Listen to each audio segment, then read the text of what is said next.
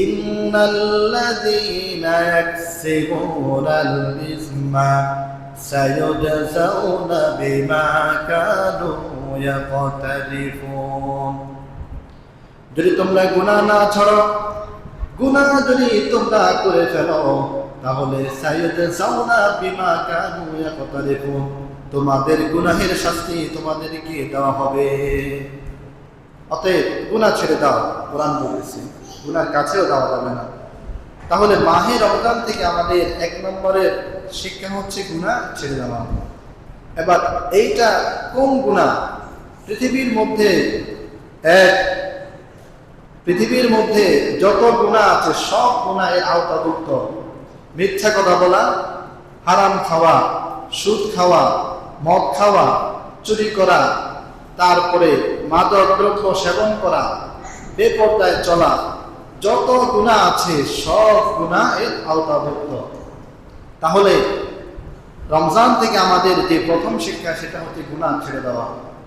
আলহামদুলিল্লাহ আলহামদুলিল্লাহি ওয়া কাফা ওয়া সালামুন আলা ইবাদিহিল্লাযীনা ইসতাফা। أما بعد فأعوذ بالله من الشيطان الرجيم. بسم الله الرحمن الرحيم. وذروا ظاهر الإثم وباطنه إن الذين يكسبون الإثم سيجزون بما كانوا يقترفون. وقال رسول الله صلى الله عليه وسلم: أفضل الصلاة بعد الصلاة الفريضة صلاة الليل، أو كما قال النبي عليه الصلاة والسلام. طور سنا بيت الحمد كمصلى، طور سنا بيت الحمد كمصلى، يسرقه وادسك وسيلة مدينة، يسرقه وادسك وسيلة مدينة. फिर साल के मिस्किन से कहे अब तो की आले, फिर साल के मिस्किन से कहे अब तो की आले, सब छोड़ के नालैन मोहम्मद को उठा ले, सब छोड़ के नालैन मोहम्मद को उठा ले। रुखसार से बरका का जरा पर्दा उठा दो, रुखसार से बरका का जरा पर्दा उठा दो। लिल्लाह मुझे हुस्न खुदा दाद दिखा दो, लिल्लाह मुझे हुस्न खुदा दाद दिखा दो। अल्हम्दुलिल्लाह। মহান রব্বুল আলামিনের দরবারে আমরা শুকর গুজার হচ্ছি, শুকরিয়া আদায় করছি, যিনি আমাদেরকে রমজানের শেষ জুমা, জুমাতুল বিদা, এখানে আমাদেরকে আসা বসার তৌফিক দান করেছেন। এই জন্যে সকলেই বলছি আলহামদুলিল্লাহ। দেখতে দেখতে রমজানের প্রথম, দ্বিতীয়, তৃতীয় জুমা গিয়ে আজকে শেষ জুমা। মুহতারাম হাজরিন, আমরা স্মরণ করছি এবং দোয়া করছি যারা ইসলামের জন্য শহীদ হয়েছে সেই সমস্ত শুহাদায়ে কেরামের জন্য, এবং আমরা দুরূদ শরীফ পাঠ করছি এবং পেশ করছি রাসূল করিম সাল্লাল্লাহু আলাইহি ওয়াসাল্লামের উপর। মুহতারাম হাজরিন, আজকে আমরা জুমায় 3টা বিষয় নিয়ে আলোচনা করব। 1 নাম্বার, রমজান থেকে আমাদের শিক্ষা। 2 নাম্বার সদকাতুল ফিতর, 3 নাম্বার ঈদের দিনের সুন্নত। এই 3টা বিষয় নিয়ে আজকে আমরা আলোচনা করব ইনশাআল্লাহ। মাহে রমজান এসেছে, মানুষ নেক আমলে এসেছে। মাহে রমজান চলে যাবে, এর অর্থ এই নয় যে মানুষ আবার আগের মতো আগের জায়গায় চলে যাবে, এটা নয়। তাহলে মাহে রমজান থেকে আমাদের কি শিক্ষা? মাহে রমজান থেকে আমাদের অনেক শিক্ষা। তার মধ্যে আমরা যেটাকে আলোচনা সহজ করার জন্য আমরা বলি, একটা শিক্ষা আমাদের করণীয়, একটা শিক্ষা আমাদের বর্জনীয়। তাহলে মাহে রমজান থেকে আমাদের একটা শিক্ষা হচ্ছে করণীয় আর একটা বর্জনীয়। বর্জনীয় যেটা, সেটা আগে আমরা কথা বলবো ইনশাআল্লাহ। মাহে রমজান আসার কারণে যখন শয়তানকে শিকলে বন্দি রাখা হয়েছে, ফলে মানুষ গুনাহ অনেক কম করেছে। মাহে রমজান চলে যাওয়ার পরে মাহে রমজান থেকে আমাদের শিক্ষা যে মানুষ মাহে রমজানে যেমন কোনো গুনাহ করেনি, গুনাহ থেকে বিরত থেকেছে। মাহে রমজানের পরে বাকি 11 মাস গুনাহ থেকে বিরত থাকা, এটা হচ্ছে মাহে রমজান থেকে আমাদের বর্জনীয় শিক্ষা, গুনাহ থেকে বিরত থাকা। পবিত্র কোরআন বলে যে তোমরা গুনাহ তো দূরের কথা, গুনাহর কাছেও যাবে না, কারণ গুনাহর কাছে গেলে তখন গুনাহ হয়ে যায়। কোরআনুল কারীম বলে ওয়ালা তাকরাবুল ফাওয়াহিশা মা যাহারা মিনহা ওয়া মা বাতান, তোমরা অশ্লীল খারাপ কাজের কাছেও যাবে না, হোক সেই খারাপ কাজ প্রকাশ্যে হোক কিংবা গোপনে, এর কাছেও যাওয়া যাবে না। কোরআনের আদেশ, কোরআনের নির্দেশ। রাসূল করিম সাল্লাল্লাহু আলাইহি ওয়াসাল্লামের পর আবার আয়াত নাযিল হয়। আল্লাহ পাক দ্বিতীয়বার আবার মানুষকে সতর্ক করছেন যাতে মানুষ খারাপ কাজের দিকে না যায়। قل إنما حرم ربي الفواحش ما ظهر منها وما بطن, নবী আপনি বলুন আমার রব হারাম করে দিয়েছে সব ধরনের অশ্লীল খারাপ কাজ, হোক সেটা প্রকাশ্যে হোক গোপনে, সব ধরনের খারাপ কাজ আমার রব আমার উপর হারাম করে দিয়েছে। আপনি মানুষকে বলুন যে আল্লাহ পাক অশ্লীল কাজ এটাকে কি করে দিয়েছে? হারাম করে দিয়েছে, এটার কাছেও যাওয়া যাবে না। এরপর আল্লাহ পাক বলছেন এটার কাছে গেলে মানুষ গুনাহে লিপ্ত হয়ে যায়, গুনাহ ছেড়ে দিতে হবে, তাহলে মানুষ অশ্লীল খারাপ কাজের কাছে যাবে না। وَذَرُوا ظَاهِرَ الْإِثْمِ وَبَاطِنَهُ إِنَّ الَّذِينَ يَكْسِبُونَ الْإِثْمَ سَيُجْزَوْنَ بِمَا كَانُوا يَقْتَرِفُونَ। কোরআন বলছে যাহিরাল ইসমি ওয়া বাতিনা, তোমরা প্রকাশ্যে এবং গোপনীয় সব গুনাহ তোমরা ছেড়ে দাও। কোরআনের আদেশ, প্রকাশ্যে হোক গোপনে হোক সব গুনাহ ছেড়ে দাও। এটা সূরাতুল আনআম। কারণ গুনাহ না ছাড়লে কি হবে? রমজান থেকে আমাদের দ্বিতীয় শিক্ষা যেটা করণীয়, সেটা হচ্ছে তাহাজ্জুদ নামাজ পড়া। কি নামাজ? তাহাজ্জুদ নামাজ। সাহারের সময়টা তাহাজ্জুদের সময়। কিতাবের মধ্যে লেখে কোনো মানুষ যদি তাহাজ্জুদ নামাজ পড়ে তাহলে সে 5 ওয়াক্ত নামাজ পড়বে, তাতে কোনো সন্দেহ নেই। তাহলে তাহাজ্জুদের নামাজ কিসের উপর নির্ভর? 5 ওয়াক্ত নামাজ তাহাজ্জুদ নামাজের উপর নির্ভর। কারণ যে রাত্রিবেলা তাহাজ্জুদ পড়ে সে দিনের বেলা 5 ওয়াক্ত নামাজ ছাড়ে না। কোরআনুল কারীম বলে জান্নাতে যারা থাকবে তাদের কি বৈশিষ্ট্য হবে? পবিত্র কোরআন বলে সূরাতুল যারিয়াত, জান্নাতে যারা থাকবে তাদের 1 নম্বরের বৈশিষ্ট্য যেটা হবে সেটা হচ্ছে যে তারা রাতের বেলা কম ঘুমাতো আর রাতের বেলা উঠে তারা তাহাজ্জুদ নামাজ পড়ত। তাহলে কি বোঝা গেল? যে তাহাজ্জুদ নামাজ পড়লে জান্নাতে যাওয়া যাবে।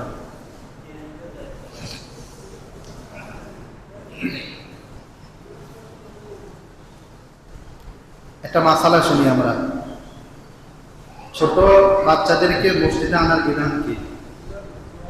আমরা কেউ রাগ করবো না, এটা আমার কথাও না, আপনার কথাও না, ইসলামের কথা। ছোট বাচ্চাদেরকে, যাদের কোনো বুঝ ব্যবস্থা হয়নি, যাদেরকে আপনি নিয়ন্ত্রণ করতে পারবেন না, এমন সকল ছোট বাচ্চাদেরকে যদি আপনি মসজিদে আনেন তাহলে কি হবে শুনেন। রাসূল করিম সাল্লাল্লাহু আলাইহি সাল্লাম বলেন, তোমরা বাচ্চাদেরকে নামাজের আদেশ করো কত বছর বয়সে? 7 বছর। কত বছর বয়সে? 7 বছর। কেন 4 বছর 3 বছর হয়ে গেল না? নবী 3-4 বছর বলেননি কেন?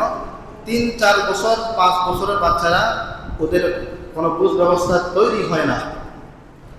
এখন যদি আপনি তাদেরকে মসজিদে নিয়ে আসেন তাহলে মসজিদের ব্যাঘাত ঘটবে, মানুষের ইবাদতে বিঘ্নতা দেখবে।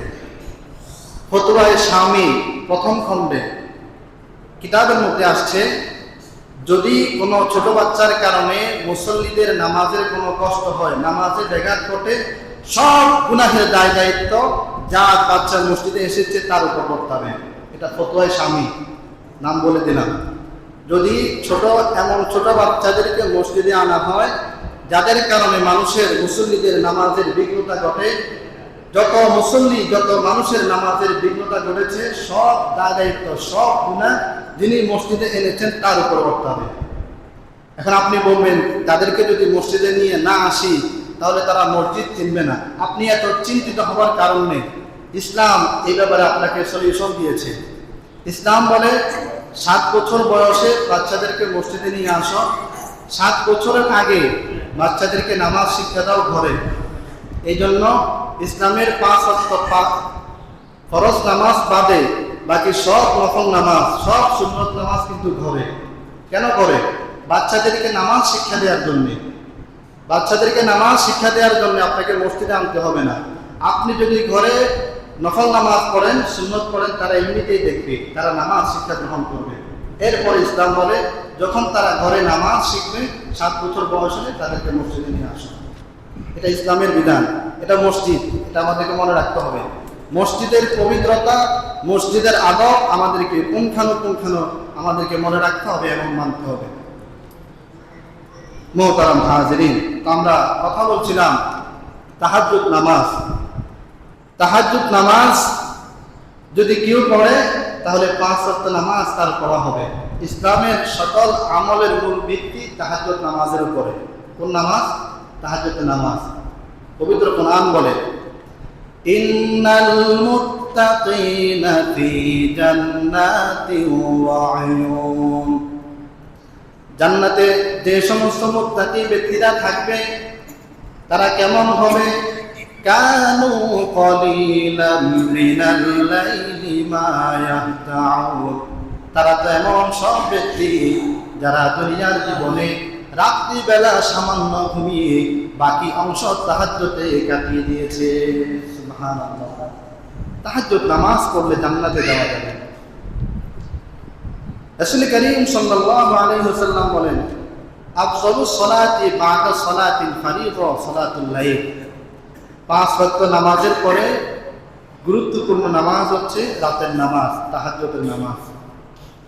পৃথিবীর মধ্যে যত নফল ইবাদত, 2 রাকাত তাহাজ্জুদের সমতুল্য আর কোনো নফল ইবাদত নাই। 2 রাকাত তাহাজ্জুদ নামাজ। এত গুরুত্ব কেন? রাসূল করিম সাল্লাল্লাহু আলাইহি ওয়াসাল্লাম এত গুরুত্ব দিলেন কেন? হাদিসে আল্লাহর নবী বলেন, আলাইকুম বিকিয়ামিল লাইল। রাত্রিবেলা তোমরা তাহাজ্জুদ নামাজ পড়ো। উম্মত, রাত্রিবেলা তাহাজ্জুদ নামাজ তোমরা ছেড়ে দিও না। 4 কারণে তোমরা তাহাজ্জুদ পড়বে। ফাইন্নাহু দা'বুস সালিহিনা ক্বাবলাকুম। তাহাজ্জুদের নামাজ তোমাদের পূর্বে এই পৃথিবীর জমিনে যত নেককার বান্দা ছিল, সব নেককার বান্দা তাহাজ্জুদের নামাজ পড়েছে। অতএব উম্মত, তোমরা তাহাজ্জুদ নামাজ পড়ো, তাহাজ্জুদ ছাড়বে না। 1 নম্বর। 2 নম্বর, আল্লাহর নবী বলেন, ওয়া হুয়া কুরবাতুন ইলা রাব্বিকুম। তাহাজ্জুদের নামাজ রবের নৈকট্য লাভ করার ক্ষেত্রে 1 নম্বরের নামাজ, 1 নম্বরের ইবাদত। 3 নম্বর, মাগফিরাতুন লিস-সাইয়্যাত। তাহাজ্জুদ নামাজের কারণে মানুষের সব গুনাহ মাফ হয়ে যায়। 4 নম্বর ওয়ামানহাতুন আনিল ইসমি, তাহাজ্জুদের নামাজ মানুষকে পৃথিবীর সব খারাপ কাজ থেকে, পৃথিবীর সব গুনাহের কাজ থেকে বিরত রাখে। সুবহানাল্লাহ। 4 কারণে তাহাজ্জুদ পড়ো। 1 নম্বর, তোমাদের পূর্বসূরি সকল নেককার বান্দা তাহাজ্জুদ পড়েছে, নবী বলতেছে। 2 নম্বর, তাহাজ্জুদ নামাজের মাধ্যমে মানুষ আল্লাহ পাকের নিকটে চলে যায়। 3 নম্বর, তাহাজ্জুদের নামাজ মানুষের গুনাহকে মিটিয়ে দেয়। 4 নম্বর, তাহাজ্জুদের নামাজ মানুষকে গুনাহ থেকে বিরত রাখে। 4 কারণ। একদিন জিবরাইল আমিন আল্লাহর নবীর কাছে আসলেন, ইয়া রাসূলুল্লাহ, ইয়া হাবিবাল্লাহ, শারাফুল মুমিন কিয়ামুল লাইল। হে নবী, আপনি কি জানেন মুমিন ব্যক্তির মর্যাদা কোথায়? নবীজি, আপনি কি জানেন মুমিন ব্যক্তির সম্মান কোথায়? বিকিয়ামিল লাইল। হে আল্লাহর নবী, মুমিন ব্যক্তির সম্মান মর্যাদা হচ্ছে রাতের বেলা তাহাজ্জুদ পড়া। জিবরিল বলতেছে, ইয়া মুহাম্মদ, হে মুহাম্মদ সাল্লাল্লাহু আলাইহি ওয়াসাল্লাম, মুমিনের সম্মান রাতের বেলা তাহাজ্জুদ পড়ার মধ্যে, তাহাজ্জুদ পড়া। এজন্য আল্লাহর নবী মক্কা থেকে যেদিন হিজরত করে মদিনা চলে আসলেন, মদিনার সব মানুষের উদ্দেশ্যে তিনি 3টা কথা বললেন। 1 নম্বর, নবীজি বললেন, আফসুস সালাম। হে মদিনার মানুষেরা, তোমরা একে অপরকে বেশি বেশি করে সালাম দাও। 2 নম্বর, নবী বলেন, ওয়া আত'ইমুত তাআম, একে অপরকে খানা খাওয়াও। 3 নম্বর, নবী বলেন, ওয়াসাল্লু ওয়ান নাসু নিয়াম, রাতের বেলা জাগিয়ে জাগিয়ে তোমরা তাহাজ্জুদ পড়ো, রাত্রি বেলা তাহাজ্জুদ পড়ো। আল্লাহ নবী মদিনায় যেদিন সর্বপ্রথম আসলেন, তামাম মদিনাবাসীর উদ্দেশ্যে তিনি এই 3টা কথা বললেন। এজন্য আল্লাহ নবী বলেন, ইন্না ফিল জান্নাতি গুরফুন, জান্নাতের মধ্যে এমন একটা কামরা থাকবে, যাহিরুহা মিন বাতিনিহা ওয়া বাতিনুহা মিন যাহিরিহা, জান্নাতের মধ্যে এমন একটা প্রাসাদ থাকবে, যেই প্রাসাদের বাহির থেকে ভেতরে দেখা যাবে, ভেতর থেকে বাহিরে দেখা যাবে। নবী বলেন, হে উম্মত, তোমরা কি জানো ওই প্রাসাদ কারা পাবে? ওয়াসাল্লা ওয়ান নাসু নিয়াম, রাতের বেলা যারা জেগে জেগে তাহাজ্জুদের নামাজ পড়ে, আল্লাহ রাব্বুল আলামিন তাদেরকে সেই প্রাসাদ দান করবে। সুবহানাল্লাহ। তাহলে জান্নাতের সেই সাদা প্রাসাদ, যেটা ভেতর থেকে বাহির থেকে ভেতর দেখা যায়, এটা কারা পাবে? যারা তাহাজ্জুদ পড়ে। হযরত আয়েশা বলেন, আল্লাহর নবী শুধু মানুষকে তাহাজ্জুদ পড়তে বলেছেন এমনটা না, আল্লাহর নবী রাত্রিবেলা দাঁড়িয়ে এত লম্বা লম্বা কেরাত করতেন, রুকু করতেন, সিজদা করতেন, তাতাফাক্কারা কদামাহু। আম্মা জান আয়েশা বলেন, নবীজির পা মোবারক ফুলে যেত, কিন্তু এরপরও আল্লাহর নবী তাহাজ্জুদ ছাড়তেন না। তিনি তাহাজ্জুদ করতেন। নবীজি তামাম পৃথিবীর মানুষকে যেটা বলেন সেটা তিনি আগে করেন, এরপরে মানুষকে বলেন। নবীজি নিজেও তাহাজ্জুদ করতেন। নবীজি বলেন, আলা আদুল্লুকুম আলা আবওয়াবিল খায়র, আমি কি তোমাদেরকে 3টা কথা বলবো, যে 3টা কথা শুনলে তোমাদের কল্যাণের সব দরজা খুলে যাবে? সাহাবায়ে কেরাম বললেন, হ্যাঁ, সেই 3 কথা আমাদেরকে বলুন, যেই 3 কথা মানলে কল্যাণ আমাদের জন্য চলে আসবে। নবী বলেন, আস-সাওমু জুন্নাহ, 1 নম্বর, তোমরা রোজা রাখো। 1 নম্বরে রোজা রাখো। 2 নম্বর, ওয়াস-সাদকাতু তুতফিউল খতিয়া, 2 নম্বর হচ্ছে বেশি বেশি দান সদকা করো, কারণ তুতফিউল খতিয়া, দান সদকা মানুষের গুনাহকে নিঃশেষ করে দেয়। 3 নম্বর, নবী বলেন, ওয়াসালাতুর রাজুল মিন জাওফিল লাইল, রাতের বেলা তাহাজ্জুদ করো। এই 3 কাজ। 1 নম্বর রোজা রাখা, 2 নম্বর দান সদকা করা, 3 নম্বর রাতের বেলা তাহাজ্জুদ করা। এই 3 কাজ যদি কেউ করে,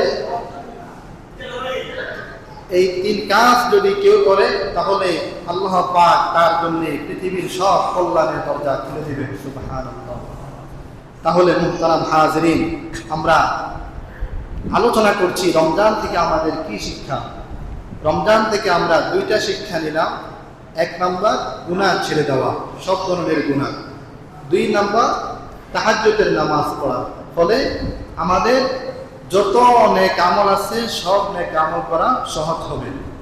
আল্লাহ পাক আমাদেরকে এই দুইটা বিষয়, গুনাহ ছেড়ে দেওয়া আর তাহাজ্জুদ পড়া, রমজান থেকে এই দুইটা শিক্ষা আমাদেরকে গ্রহণ করার এবং আমল করার তৌফিক দান করুন। এখন আমরা কথা বলবো সদকাতুল ফিতর সম্পর্কে।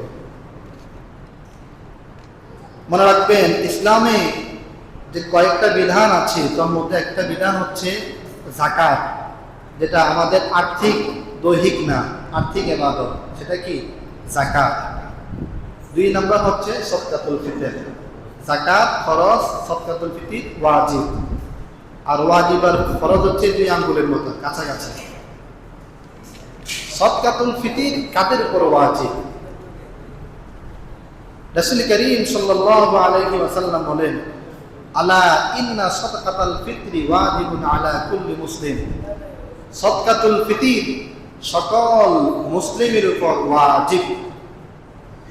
এবার মুসলিমিন আও মুসলিমা, যাকারুন আও উনসা, সগীরুন আও কাবীরুন, সে মুসলিম ব্যক্তি হোক পুরুষ কিংবা মহিলা, হোক ছোট কিংবা বড়, ছোট বড় সকলের উপর সদকাতুল ফিতর ওয়াজিব। এটা আদায় করতে হবে। সদকাতুল ফিতর কেন আমরা আদায় করব? কি জন্য সদকাতুল ফিতরের বিধান আল্লাহ নবী আমাদের উপর দিয়েছেন? রাসূল করিম সাল্লাল্লাহু আলাইহি ওয়াসাল্লাম বলেন, ফারাদা রাসূলুল্লাহ সাল্লাল্লাহু আলাইহি ওয়াসাল্লাম যাকাতাল ফিতরি। আল্লাহ রাসূল তোমাদের উপর সদকাতুল ফিতরকে ওয়াজিব করেছেন দুই কারণ। তুহরান লিসাইমি মিনাল রাফাসি ওয়াল লাগবি। এক নম্বর কারণ, আমাদের রোজাকে অন্যায়, অশ্লীল, খারাপ কাজ থেকে মুক্ত রাখার জন্য। অন্যায়, অশ্লীল, খারাপ কাজের কাফারা হিসাবে সদকাতুল ফিতর। রোজা রাখা অবস্থায় মিথ্যা বলা নিষেধ, তারপরে মানুষের গীবত শেয়ার করা নিষেধ, কিন্তু এগুলো হয়ে যায়। এই যে হয়ে গেল, এটার কাফারা হিসাবে আমাদের জন্য সদকাতুল ফিতর।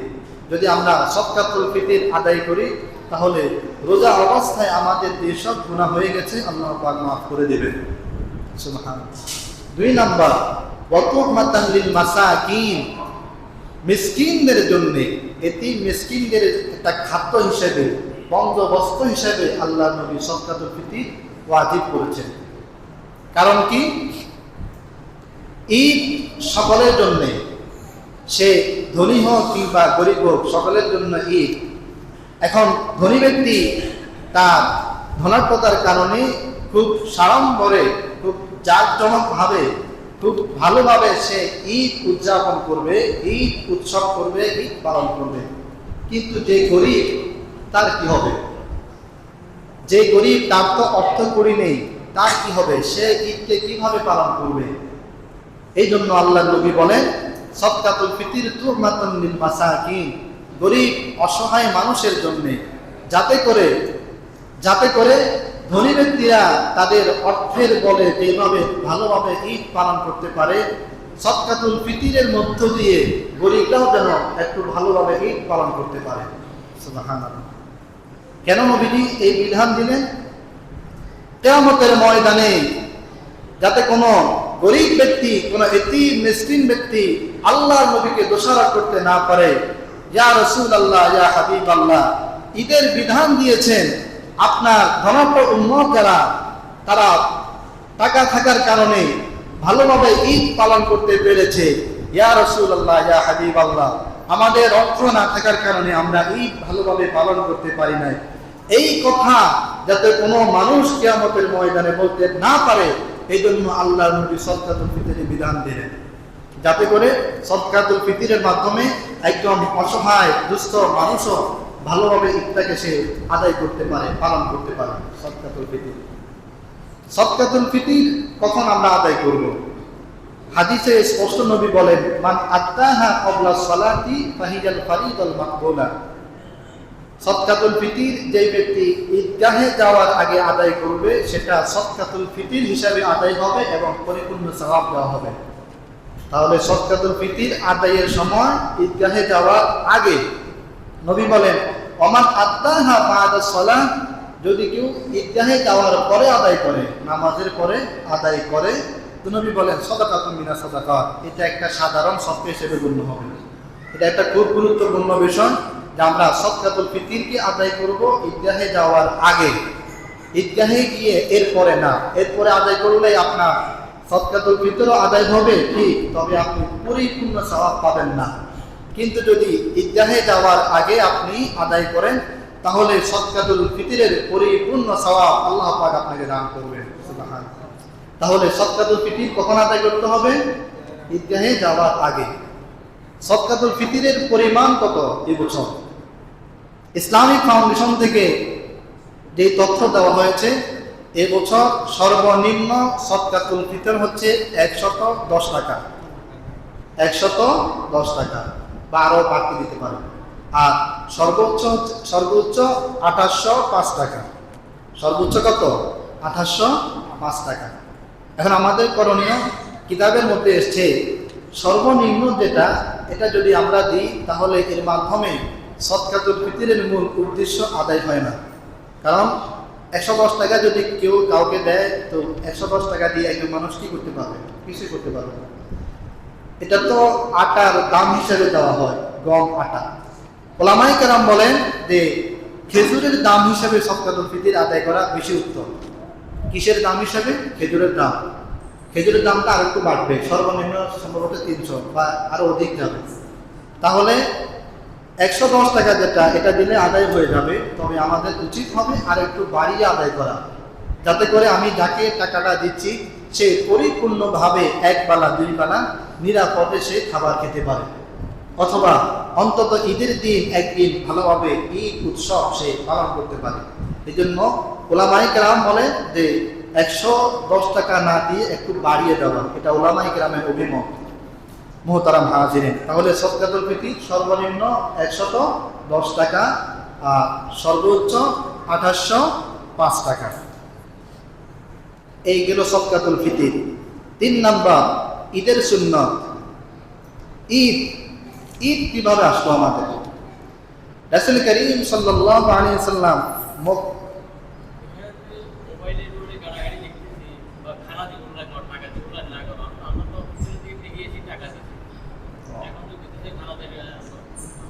হ্যাঁ, খুবই গুরুত্বপূর্ণ কথা। হ্যাঁ, আছে আমাদের অনেক প্রিয় ভাই বা অনেক প্রিয় ইসলামিক স্কলার বৃন্দ, তারা মতামত ব্যক্ত করেন যে সদকাতুল ফিতর টাকা না দিয়ে হাদিসে বর্ণিত যে খাবারগুলো আছে সেই খাবারগুলো দেয়া, টাকা দিলে আদায় হবে না। তবে ওনাদের বক্তব্য সঠিক না। ওনাদের বক্তব্য কি না? সঠিক না। ওলামায়ে কেরামের ফতোয়া, একটা এক্সাম্পল দিই, গম। এদেশের মানুষ কয়জনে গম খায়? ঠিক আছে। খেজুর আমরা একবেলা খেলে দ্বিতীয় বেলা খেতে ইচ্ছে হয় না। তাহলে আপনি যদি, কারণ এই খাদ্যাভ্যাসের সাথে আমরা অভ্যস্ত না, গমের সাথে আমরা অভ্যস্ত না, খেজুরের সাথেও কি না আমরা অভ্যস্ত না। এরপরে পনির, সদকাতুল ফিতরের সর্বোচ্চ পরিমাণ পনির আমরা কেউ জানিও না, দেখিও না। এখন পনির আমরা খেতেও অভ্যস্ত না। এখন এই খাবারটা যদি আমরা একজনকে দিই, সেও অভ্যস্ত না, সেটা আমাদের দেশেরই মানুষ, সেটা খেতে পারবে না। 1 নম্বর। 2 নম্বর, ওলামায়ে কেরামের কথা। এটা কার কথা? ওলামায়ে কেরামের বক্তব্য হচ্ছে, আমাদের দেশের সব ওলামায়ে কেরাম বলে সদকাতুল ফিতরের মূল উদ্দেশ্য হচ্ছে যাতে একজন মানুষ সুন্দরভাবে ঈদের দিনটা পালন করতে পারে। এখন যদি আপনি গম দেন, তার কি হবে? সে খাবে, এছাড়া আর কোনো গতি নেই। কিন্তু যদি আপনি কিছু তাকে টাকা দেন, এই টাকা দিয়ে সে ঈদের সরঞ্জাম, ঈদের পোশাক, ঈদের যতটুকু প্রয়োজন ততটুকু সে কিনতে পারবে। তাহলে কোনটা দিলে উত্তম হয়? খাবার দিলে না টাকা দিলে? টাকা দিলে মানুষ তার যেটা ইচ্ছা সেটা পূরণ করতে পারে, কিন্তু খাবার দিলে সেটা পারে না। এই জন্য আমাদের দেশ সহ সিংহভাগ বেশিরভাগ ওলামায়ে কেরামের ফতোয়া, অভিমত হচ্ছে টাকা দেওয়া। কি দেওয়া? হ্যাঁ, কিছু কতিপয় সম্মানিত ওলামায়ে কেরাম বলেছেন যে খাবার দেওয়ার ব্যাপারে, তবে ওনাদের বক্তব্য কি না? সঠিক না। আমরা ওনাদের এই বক্তব্যকে গ্রহণ করি না। আমরা বেশিরভাগ ওলামায়ে কেরামের বক্তব্যকে গ্রহণ করি। তাহলে আমরা কি দিব? টাকা দিব, খাবার না, টাকা দিব আমরা। ঠিক আছে তো? মুহতারাম হাজিরিন, ঈদ আমাদের কিভাবে আসলো?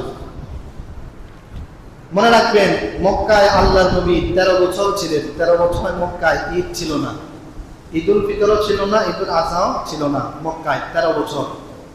নবী যখন হিজরত করে মদিনায় গেলেন, তিনি দেখেন ইহুদিরা আনন্দ উৎসব পালন করতেছে। তো নবীজি জিজ্ঞেস করলেন, মা হাযানিল ইয়াওমান, এতে তোমরা বছরে 2টা দিনে উৎসব করো, এগুলো কিসের? তো তারা জবাব দিয়েছে, কুন্না নালআবু ফীহিমা ফিল জাহিলিয়া, আমরা তো জাহিলি যুগ থেকে বছরে 2 দিনে উৎসব করি, আনন্দ করি। তো নবীজি বললেন, কদ আবদালাকুমুল্লাহু বিহিমা খায়র, তোমরা জাহিলি যুগ থেকে পেয়েছ বছরে 2টা দিন আনন্দ উৎসবে, তবে আল্লাহ পাক তোমাদের এই 2 দিনের চাইতে আরো উত্তম তোমাদেরকে 2টা দিন দান করেছেন। মিনহা ইয়াউমাল ফিতরি ওয়া ইয়াউমাল আজহা, একটা ঈদুল ফিতর, একটা ঈদুল আজহা। তাহলে ঈদুল ফিতর আর ঈদুল আজহা মদিনায় আল্লাহর নবী যাওয়ার পর চালু হয়েছে। তাহলে আমরা এখান থেকে কি বুঝলাম? যে মদিনাতে ইহুদিরা কিন্তু আনন্দ উৎসব করত, ইসলাম সেটাকে পরিবর্তন করে 2টা দিন দিয়েছে, একটা ঈদুল ফিতর, একটা কি ঈদুল আজহা। আমাদের দেশের উলামায়ে কেরাম গতকাল থেকে যে বিষয়টা খুবই আপনার মানুষকে বোঝাবার জন্য উদ্বুদ্ধ করেছেন, সেটা হচ্ছে এই হাদিস থেকে আমাদের কি শিক্ষা?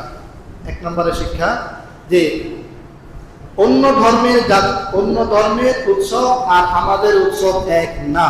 1 নম্বরের শিক্ষা, কারণ তাদেরটা পরিবর্তন করে আল্লাহর নবী ঈদের আদেশ দিয়েছেন। তাহলে ইহুদি, হিন্দু, বৌদ্ধ, খ্রিস্টান তাদের উৎসব আর আমাদের উৎসব এক না।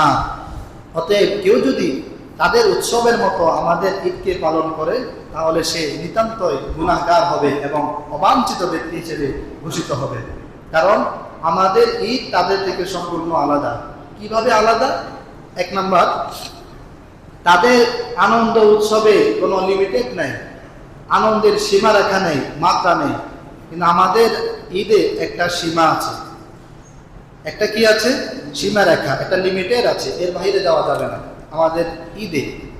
2 নম্বর, তাদের আনন্দে কোনো নামাজ নেই, আছে? নাই। কিন্তু আমাদের ঈদে, দোনো ঈদেই 2টা নামাজ আছে, আছে না? আছে। 3 নম্বর, তাদের ঈদে আছে আতশবাজি, তারপরে ফটকা, এই ধরনের বিভিন্ন ধরনের আপনার শব্দযন্ত্র বাজনা দেওয়া, এগুলো তাদের উৎসবে। আমাদের উৎসবে আছে তাকবীরের ধ্বনি, আল্লাহু আকবার, আল্লাহু আকবার, লা ইলাহা ইল্লাল্লাহু ওয়াল্লাহু আকবার, আল্লাহু আকবার ওয়া লিল্লাহিল হামদ। উলামায়ে কেরাম ঘোষণা করছেন গতকাল থেকে যে এই কথা বলার জন্য যে তাদের আনন্দ আমাদের আনন্দ এক না, এটা আপনাকে বুঝতে হবে।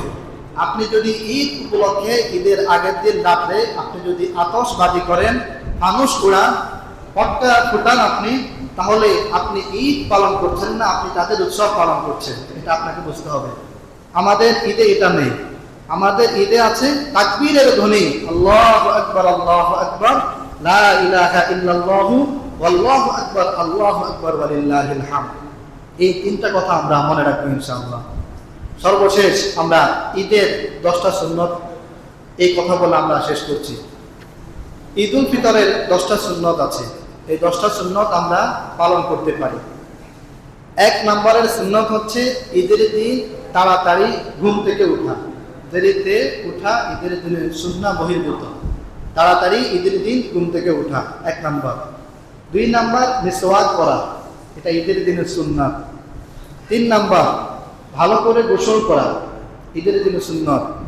4 নম্বর, ভালো পোশাক পরিধান করা, ভালো পোশাক পরিধান করা। 5 নম্বর, সুগন্ধি পারফিউম ব্যবহার করা। 6 নম্বর, মিষ্টি জাতীয় খাবার, খেজুর, এই ধরনের মিষ্টি জাতীয় খাবার খাওয়া। 7 নম্বর, সকাল সকাল ঈদগাহে চলে যাওয়া, তাড়াতাড়ি ঈদগাহে চলে যাওয়া। 8 নম্বর, এক রাস্তা দিয়ে যাওয়া, অন্য রাস্তা দিয়ে আসা। ফলে এক রাস্তা দিয়ে যাওয়ার সময় আপনার সাথে অনেক মানুষের দেখা হবে, অপর রাস্তা দিয়ে আসার সময় অন্য মানুষদের সাথে দেখা হবে। এই জন্য এক রাস্তা দিয়ে যাওয়া, অন্য রাস্তা দিয়ে আসা। 9 নম্বর, পায়ে হেঁটে যাওয়া, পায়ে হেঁটে, বাহনে না, পায়ে হেঁটে যাওয়া, এটা ঈদগাহের অন্যতম সুন্নাহ। 10 নম্বর, তাকবীর বলতে বলতে যাওয়া। তবে তাকবীরটা ঈদুল ফিতরে আস্তে বলা, ঈদুল আজহাতে জোরে বলা। ঈদুল ফিতরে আওয়াজ নিচু করে নিম্ন স্বরে তাকবীর বলতে বলতে ঈদগাহে চলে যাওয়া। তাহলে ঈদের দিনে কয়টা সুন্নত? 10টা সুন্নত। আমরা আরেকবার খেয়াল করি। তাড়াতাড়ি ঘুম থেকে ওঠা 1 নাম্বার, 2 নাম্বার মেসওয়াক করা, 3 নাম্বার গোসল করা, 4 নাম্বার ভালো পোশাক পরা, 5 নাম্বার সুগন্ধি ব্যবহার করা, 6 নাম্বার মিষ্টি জাতীয় খাবার খেয়ে ঈদগাহে যাওয়া, 7 নাম্বার সকাল সকাল তাড়াতাড়ি ঈদগাহে যাওয়া, 8 নাম্বার এক রাস্তা দিয়ে যাওয়া অন্য রাস্তা দিয়ে আসা, 9 নাম্বার পায়ে হেঁটে যাওয়া, 10 নাম্বার আপনার তাকবীর বলতে বলতে ঈদগাহে যাওয়া। এটা হচ্ছে ঈদের দিনের অন্যতম 10টা সুন্নত। 11 নম্বরের যে সুন্নত, যেটা এখানে যোগ করি নাই, 11 নম্বরের সুন্নত হচ্ছে ঈদগাহে ঈদের নামাজ আদায় করা। কোথায়? ঈদগাহে ঈদের নামাজ আদায় করা। আল্লাহর নবী ওনার পুরো জীবনে 1 বছর ব্যতীত সারা জিন্দিগি ঈদগাহে তিনি নামাজ আদায় করেছেন। বৃষ্টির কারণে শুধুমাত্র একবার মসজিদে নববীতে ঈদের নামাজ পড়েছেন বৃষ্টির কারণে। এছাড়া তিনি ঈদগাহে বেশি নামাজ আদায় করেছেন। এই জন্য ঈদগাহে নামাজ আদায় করা এটি ঈদের অন্যতম সুন্নাত। মহান রব্বুল আলামিন আমাদেরকে এই সুন্নতগুলো পালন করার তৌফিক দান করুন। ওয়া মা আলাইনা ইল্লাল বালাগ। যারা সুন্নত করেন